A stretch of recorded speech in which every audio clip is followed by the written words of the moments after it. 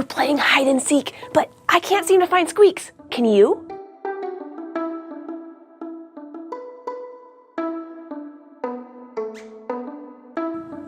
Ha! Found ya!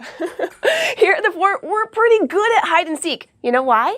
Because we've learned a lot of great tricks from nature. There are lots of kinds of animals that have their own kind of hide and seek. Some animals hide so they can sneak up on their prey. Other animals hide so they don't become dinner. Either way, these animals don't hide behind curtains or under tables like we do when we want to play hide and seek.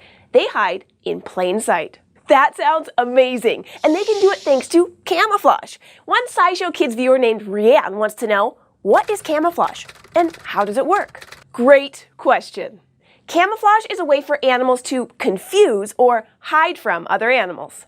Since lots of different animals are either hiding or seeking, there are lots of different kinds of camouflage in nature. One easy way for an animal to camouflage itself is to just blend in with the background. Let's say you take a quiet walk in the woods. What kind of animals would you expect to see? Well, where I live, I might see some squirrels or a deer or maybe a cute little field mouse. And you know what these mammals all have in common?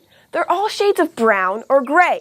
They match the color of the tree bark and the forest floor where they live, and this makes them harder to spot. Lots of animals blend in with their environment, but not all of them rely on their color to do it. Some animals get help from the patterns on their skin and fur. Tigers have big black stripes, which makes them harder to find in tall grass. And the spots on baby deer, called fawns, look like patterns that sunlight makes as it shines down through the trees and grass. So when they curl up among some plants for a nice nap, they blend right in. Now, animals that live in the water have a different environment that they have to blend into. Many ocean animals like dolphins, sharks, and whales are often light gray or bluish to match the color of the water. But they have another trick too.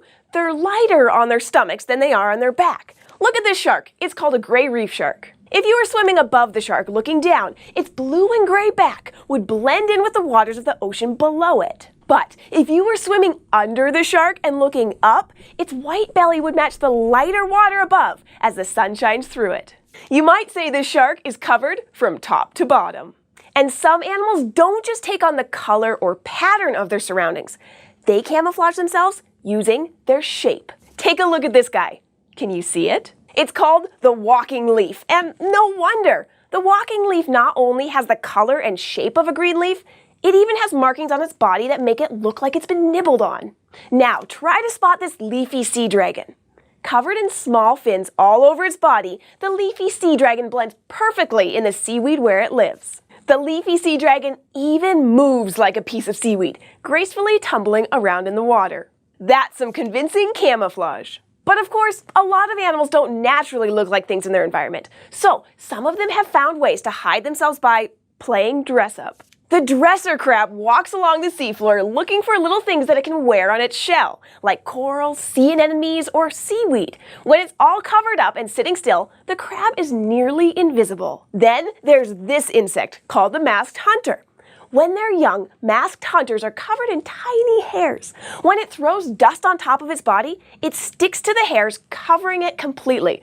It's kind of like an invisibility cloak. So there you have it. Animals use all kinds of tricks to keep them hidden, and every animal has a slightly different way to do it, depending on what kind of animal it is and where it lives. Thanks for learning about camouflage with us. Do you have a question about something that you'd like to learn more about? Get help from a parent and leave a comment below, or email us at kids@thescishow.com, and we'll see you next time.